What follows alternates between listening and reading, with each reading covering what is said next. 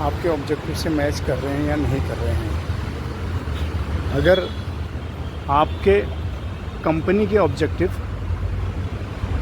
आपके ऑब्जेक्टिव से मैच नहीं कर रहे हैं तो फिर हमें ये डिसाइड करना पड़ेगा कि अगर मैच नहीं कर रहे हैं हम ग्रो कर पाएंगे या नहीं ग्रो कर पाएंगे। मैं इसलिए कह रहा हूँ कि आज 14-15 साल के अनुभव के बाद मेरे से कई लोग जो सक्सेस नहीं हो पाए, जो अनसक्सेस रहे, तो they are now day standing on a cross road. तो क्रॉस रोड में खड़ा नहीं होना है। एक टाइम बाउंड के बाद हमको जो है एक फिक्स एक स्पेसिफिक रोल चाहिए होता है, that you are heading some position, जिससे कि हमारी सोसाइटी के अंदर क्या है, एक आइडेंटिटी है। तो ये बेसिक चीज़ें हैं जो हमको ध्यान में रखना है। और प्रोग्रामर हो सके जहाँ तक है कि हमको एक अच्छा प्रोग्रामर बनने के जो स्किल्स हैं वो सीखने चाहिए, क्योंकि आज के दिन में जो है वर्ल्ड जो है एक अच्छे प्रोग्रामर की तलाश में है। और लेबरस वर्क तो हमें कहीं भी मिल जाएगा, तो हमको लेबरस वर्क की ओर कम फोकस करना है। आप अपने स्टडी पे फोकस कीजिए, जो आपके फंडामेंटल्स हैं उनको क्लियर कीजिए, बेसिक कॉन्सेप्ट क्लियर कीजिए, और उससे रिलेटेड जितना भी आपको मटेरियल है उन सबको खंगालिए। और उसके बाद आपको जो है अपने आप के लिए जो है आप इफ़ कंडीशंस को अप्लाई करना सीखिए। अगर ये नहीं ये होगा तो what would be the outcome, कैसा होगा। ये सारी चीज़ें आप प्रोजेक्ट्स पे काम करते हैं, उन पे काम कीजिए। और क्या इनपुट था, क्या आउटपुट रहा, क्या करंट चीज़ है, क्या आपके काम करने के बाद जो एग्जिस्टिंग चीज़ है वो करंट चीज़ में क्या डिफरेंस था, और इससे कितना फ़ायदा हुआ है, कौन कौन लोग इन सब में इन्वॉल्व हैं इन एक्टिविटीज़ के अंदर। ये सारी चीज़ें हमें सीखने की ज़रूरत है आज के टाइम में। और कॉर्पोरेट MNC ये कहना बहुत ऐसा लगता है कि डिफ़िकल्ट, पता नहीं कितना, ज्वाइन करना कोई बहुत बड़ी बात नहीं है, ऐसा नहीं है। आप अपनी स्किल्स को डेवलप कीजिए और अपनी क्वालिटी और अपने वर्क, अपने स्किल्स पे कॉन्फिडेंस कीजिए। अगर आपको अपने आप पे कॉन्फिडेंस है तो सब कुछ इजी है, अगर कॉन्फिडेंस नहीं है तो इजी नहीं है। हाँ, सिचुएशंस होती हैं हमारी लाइफ में कभी भी कि हम लाइबिलिटीज़ को ज़्यादा क्रिएट कर लेते हैं, एसेट हमारे पास एसेट क्रिएशन कम होती है, जिसकी वजह से हमको मजबूर होना पड़ता है।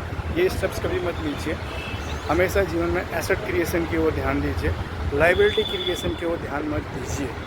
एसेट क्रिएशन की ओर ध्यान दोगे तो आपको मौका मिलेगा, you will go for an opportunity. If you do not focus on the asset creation, if you only focus on a liability creation, which will force you right for compromise। और उसके बाद क्या होगा कि जो हम एक फार विजनरी नहीं बन पाएंगे। So always try to become a far visionary, you should have a vision rather than being a daydreamer, right? So I suggest to everybody, to my new generations, please focus on your study, whatever subject you are carrying your study। so उस study को बहुत deeply जाके deep dive करके उसको clear कीजिए। और आज के टाइम में जो है टेक्नोलॉजी ऐसी हो गई है, there is a phrase, the technology has made the world flat. कहने का मतलब है कि आज टेक्नोलॉजी ऐसी होगी जहाँ कल सुविधाएं नहीं थी, आज वहाँ भी आपको सुविधाएं मिलने लगी हैं। उसके ज़रिए आप क्या है नॉलेज को सोर्स कर सकते हो और अप्लाई कर सकते हो, इम्प्लीमेंट कर सकते हो। जो आप अचीव करना चाहते हो, जो आप प्रोड्यूस करना चाहते हो, वो आप डिलीवर कर सकते हो। इन सब चीज़ों पर ध्यान दीजिए।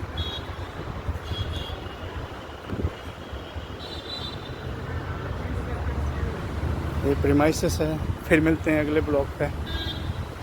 अभी के लिए धन्यवाद, अब जाते हैं अपने काम पे वापस। प्लीज़,